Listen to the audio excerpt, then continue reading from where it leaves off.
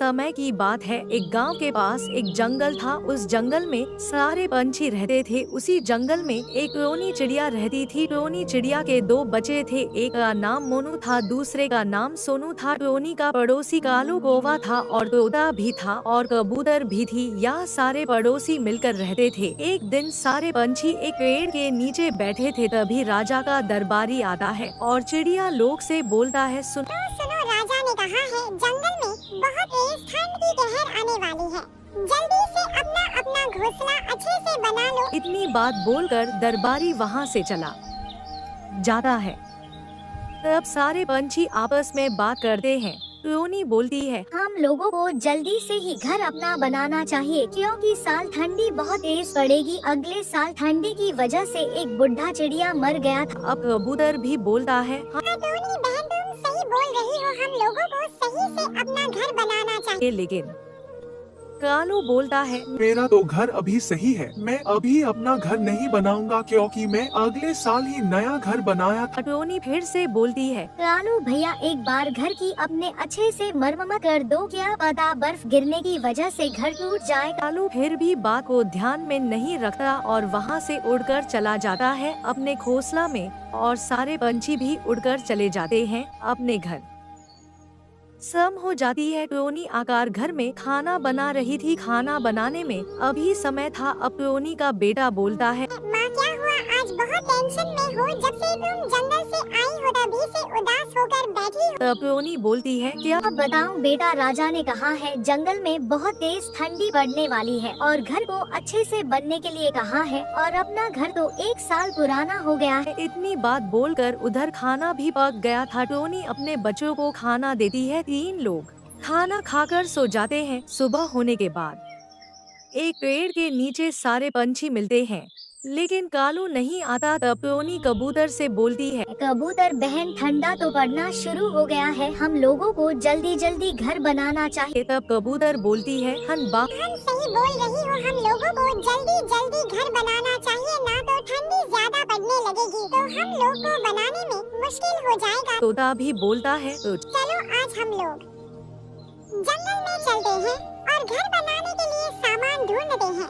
लेकिन टोनी बोलती है, बहनों बताओ कालू भैया क्यों नहीं आए, उनको भी तो घर बनाना है। तब कबूतर बोलती है, जाने दो टोनी बहन, कालू नहीं आएगा, वह अपने घोंसले में मौज कर रहा है। इतनी बात बोलकर 3 लोग जंगल की तरफ उड़ जाते हैं। आसमान में उड़ते उड़ते उन्हें एक जंगल दिखता है और उस जंगल में उन लोग चले जाते हैं। जंगल में पहुंचने के बाद देखते हैं चारों तरफ बर्फ पड़ा हुआ है। तब टोनी बोलती है, कबूतर बहन यहाँ तो बहुत ज्यादा बर्फ गिरा हुआ है, यहाँ तो सामान ढूंढना मुश्किल हो जाएगा। तब तो कबूतर बोलती है, चलो बहन थोड़ा बहुत ढूंढते हैं, नहीं मिलेगा तो हम लोग दूसरे जंगल में जाएंगे। तब वह लोग बर्फ पड़ा हुआ जंगल में सामान ढूंढने लगते हैं लेकिन बहुत देर ढूंढने के बाद उन लोगों को कुछ नहीं मिलता और वह लोग एक पत्थर पर जाकर बैठ जाते हैं। तब कबूतर बोलती है, टोनी बहन शाम हो गया है, चलो घर चलते हैं, क्या लाएंगे सामान ढूंढने दूसरे जंगल में। तब टोनी बोलती है, हाँ बहन तुम सही बोल रही हो, मेरे घर में 2 बच्चे भी हैं। इतनी बात बोलकर वह लोग घर की तरफ उड़ने लगते हैं। घर पर पहुंचने के बाद टोनी खाना बनती है। फिर उसका बच्चा बोलता है, क्या हुआ यार, आज जंगल माँ गई थी सामान ढूंढने। तब टोनी बोलती है, हाँ बेटा गई थी लेकिन सामान मिला नहीं, जंगल में बहुत ज्यादा बर्फ गिरा हुआ था, यही वजह से घर बनाने के लिए सामान नहीं मिला। कल सुबह हम लोग दूसरे जंगल में जाएं। खाना खाकर फिर सो जाते हैं। फिर सुबह हो जाती है। फिर से सारे पंछी एक पेड़ के नीचे मिलते हैं और वह लोग दूसरे जंगल की तरफ उड़ने लगते हैं। उड़ते उड़ते उन्हें एक बड़ा सा जंगल दिखता है और वह लोग जंगल में उतर जाते हैं। और उतरने के बाद टोनी बोलती है, यहाँ तो बर्फ नहीं पड़ी हुई है, चलो जल्दी जल्दी सामान ढूंढते हैं और एक पेड़ के नीचे मिलते हैं। एक तरफ टोनी निकल जाती है, एक तरफ कबूतर निकल जाता है और एक तरफ सामान ढूंढने तोता निकल जाता है। सामान ढूंढकर एक पेड़ के नीचे सारे मिल जाते हैं। टोनी तो घास ली थी, कबूतर ने तो लकड़ी का गठन लिया था और तोते ने तो और टोटा तो पेड़ की डाल लिया था। सारा सामान लेकर वह लोग घर की तरफ उड़ने लगते हैं। उड़ते उड़ते वालों घर के पास पहुंच जाते हैं। अगली सुबह वह लोग घर बनाने लगते हैं।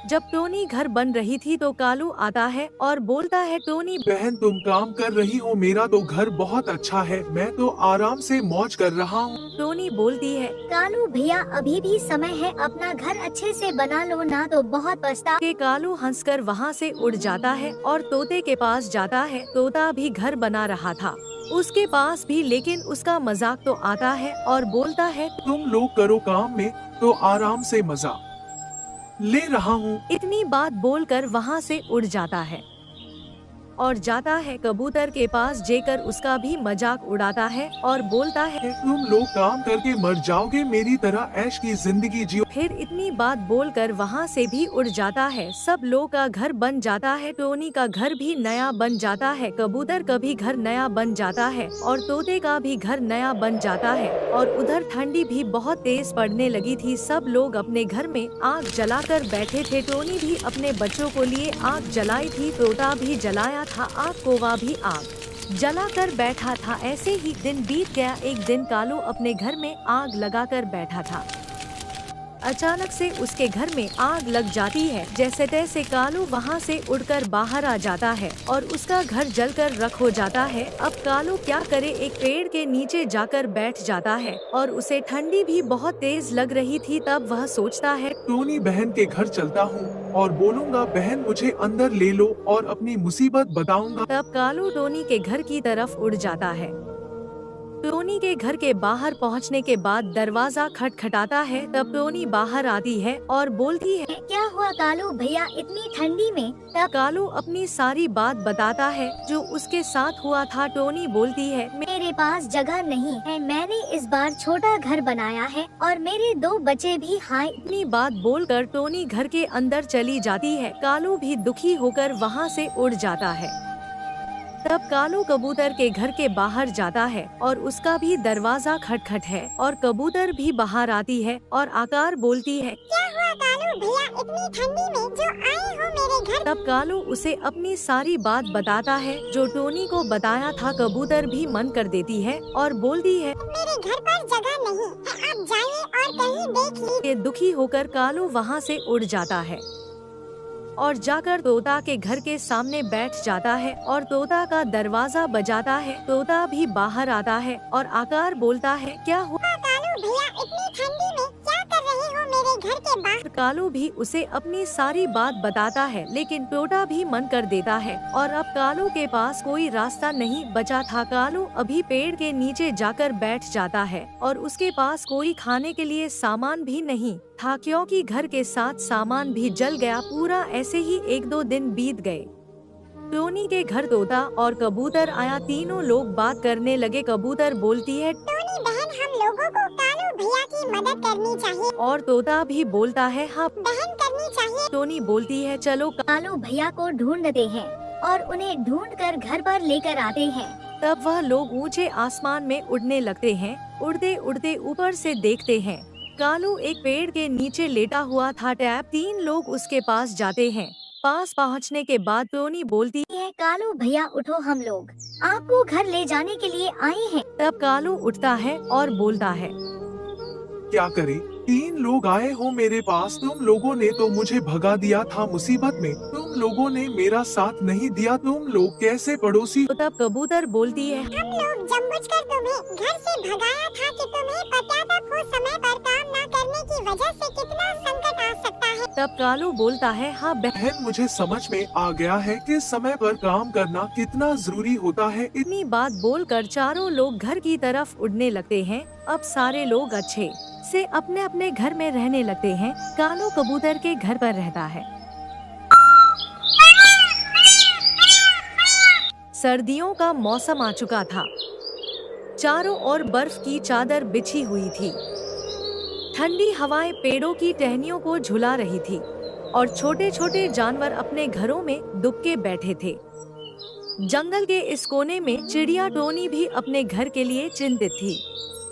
उसने सोचा, अगर मुझे जल्दी से जल्दी अपने लिए एक सुरक्षित और गर्म घर नहीं मिला तो मैं ठंड से मर जाऊंगी। टोनी एक मेहनती और चतुर चिड़िया थी। उसने पूरे गर्मियों के मौसम में बीज और अनाज इकट्ठा किया था ताकि सर्दियों में भोजन की कमी न हो। लेकिन उसे अभी भी एक समस्या थी, उसका घर। पुराना घोंसला टूट चुका था और अब उसे एक ऐसा नया घर चाहिए था जो न केवल ठंड से बचाए बल्कि सुरक्षित भी हो। टोनी ने अपने छोटे से पंख फैलाए और उड़ान भरी। वह जंगल के चारों ओर घूमने लगी। अचानक उसकी नजर खेत में पड़े एक बड़े कद्दू पर पड़ी। वह कद्दू गोलमटोल और चमकदार नारंगी रंग का था। टोनी के दिमाग में एक विचार आया। अगर मैं इस कद्दू को अपना घर बना लूं, तो यह ठंड से बचने के लिए एकदम सही होगा। इसकी मोटी दीवारें ठंडी हवा को अंदर नहीं आने देंगी। टोनी ने तुरंत कद्दू के पास जाकर उसकी जांच की। कद्दू अंदर से थोड़ा सड़ा हुआ था, लेकिन उसका बाहरी हिस्सा मजबूत था। उसने अपने नुकीले चोंच से कद्दू में एक छोटा सा छेद बनाया और अंदर झांक कर देखा। अंदर जगह काफी बड़ी थी। यह जगह उसे घर बनाने के लिए एकदम सही लगी। टोनी ने अपनी मेहनत से कद्दू को अंदर से साफ करना शुरू किया। उसने अपने छोटे पंखों और चोंच की मदद से अंदर के बीज और गूदे को बाहर निकाला। यह काम आसान नहीं था, लेकिन टोनी के हौसले बुलंद थे। वह जानती थी कि यह घर उसकी सर्दियों की समस्या का समाधान बन सकता है। कुछ ही दिनों में उसने कद्दू को पूरी तरह से खाली और साफ कर दिया। अब उसके पास एक बड़ा और सुरक्षित स्थान था। उसने कद्दू के अंदर नरम घास, सूखे पत्ते और अपने पंखों से गिरे रेशे बिछाए ताकि घर गर्म और आरामदायक बन सके। घर तैयार करने के बाद टोनी ने उसे सजाने की सोची। उसने जंगल के कोनों कोनों से छोटी छोटी चीजें इकट्ठी की, जैसे कि सुंदर पंख, चमकदार पत्थर और रंगीन फूल। उसने इन सभी चीजों को अपने नए घर के अंदर सजाया। अब उसका घर सिर्फ सुरक्षित ही नहीं, बल्कि सुंदर भी दिखने लगा। टोनी ने कद्दू के घर के अंदर एक कोने में अपना सारा खाना रखा। उसने बीज और अनाज को व्यवस्थित ढंग से जमा किया ताकि उसे सर्दियों के दौरान भूख न लगने पाए। टोनी ने अपनी मेहनत और चतुराई से दिखा दिया कि चाहे परिस्थिति कितनी भी कठिन क्यों न हो, अगर इंसान या जानवर लगन और हिम्मत से काम करें तो हर समस्या का समाधान मिल सकता है। यह कहानी हमें सिखाती है कि अगर हम मेहनत, धैर्य और बुद्धिमानी से काम करें तो जीवन की सबसे कठिन चुनौतियों को भी पार कर सकते हैं। टोनी ने अपने छोटे से जीवन में यह सबक सिखा दिया कि सही समय पर सही निर्णय लेना कितना महत्वपूर्ण है। इस प्रकार चिड़िया टोनी का ठंड में कद्दू का घर न केवल उसकी समस्या का समाधान बना, बल्कि जंगल के अन्य जानवरों के लिए भी प्रेरणा का स्रोत बन गया।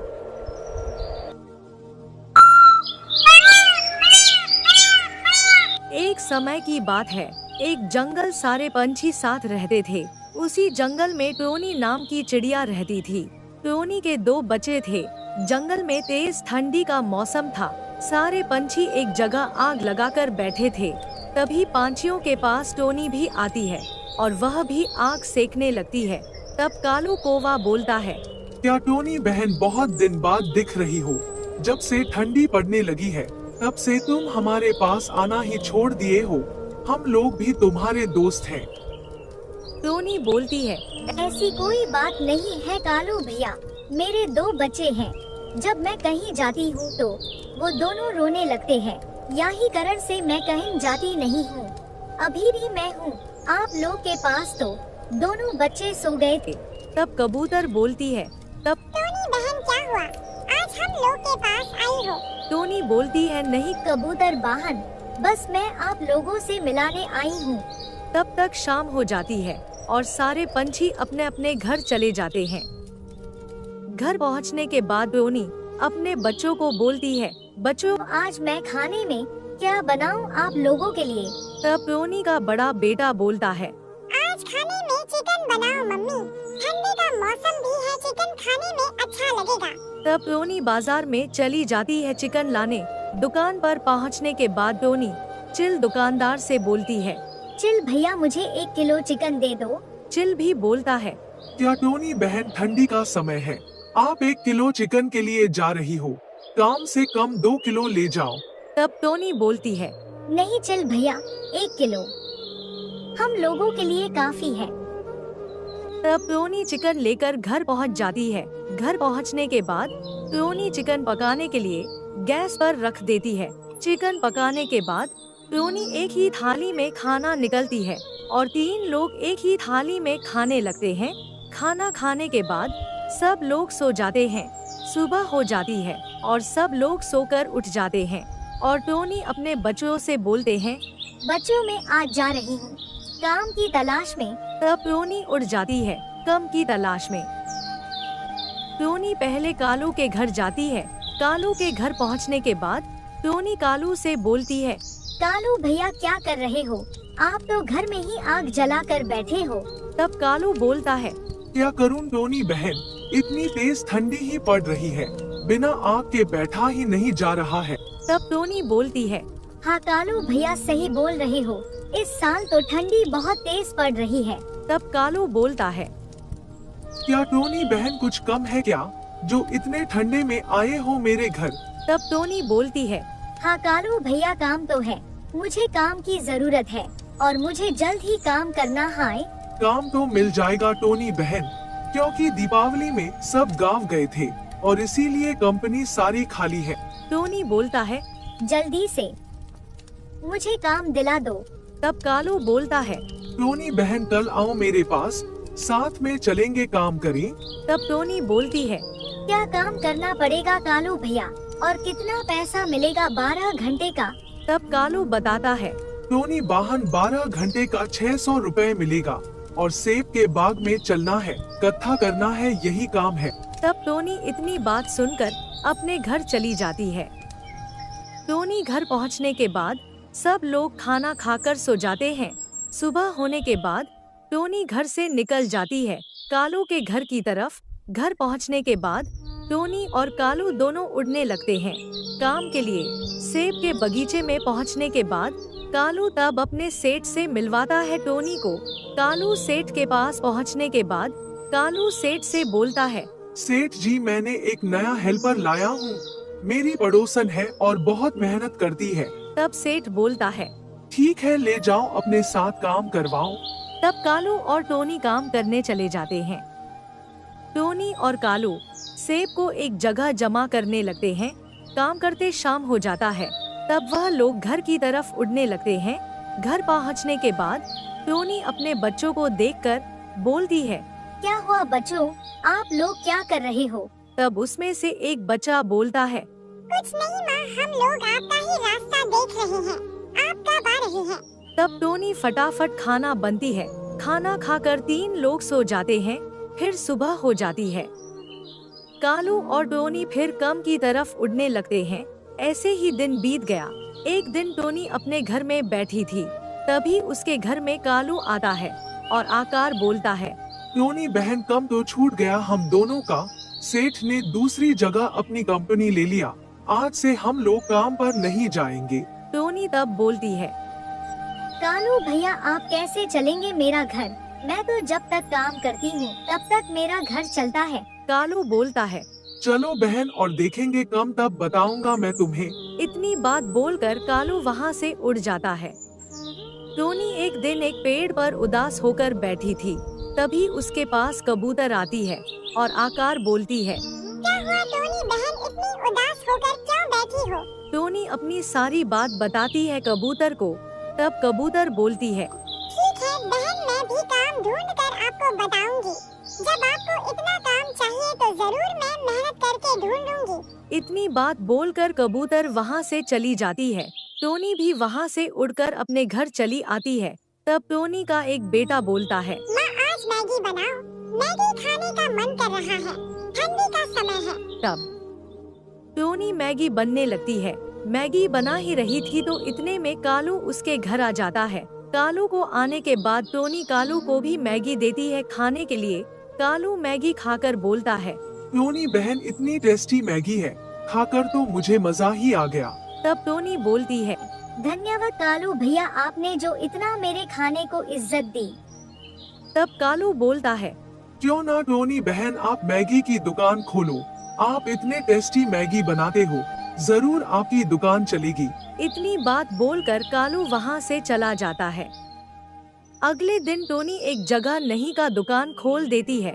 मैगी की खुशबू पाकर सारे पंछी बोलते हैं, यहाँ तो बहुत टेस्टी खुशबू आ रही है, हम लोगों को टेस्ट करना चाहिए। कहाँ यह नया दुकान खुला है? तब सारे पंछी निकल पड़ते हैं दुकान ढूंढने। क्या पंछी आसमान में उड़ते हैं। आखिर उन्हें टोनी का दुकान मिल ही जाता है। तब वह लोग दुकान की टेबल पर जाकर सब लोग बैठ जाते हैं। तब सब पंछियों को टोनी मैगी देने लगती है। मैगी खाकर सब लोग खुश हो जाते हैं। तब उसमें से एक पंछी बोलता है, क्या टोनी बहन इतनी टेस्टी मैगी बनाना आप कहाँ से सीख सकते हैं? तब टोनी बोलती है, नहीं भाई, मैं तो घर पर ही सीखी हूँ। शाम हो जाती है। टोनी तब घर चली जाती है। ऐसा ही दिन बिताता गया और टोनी का अच्छा खासा धंधा चलने लगा था।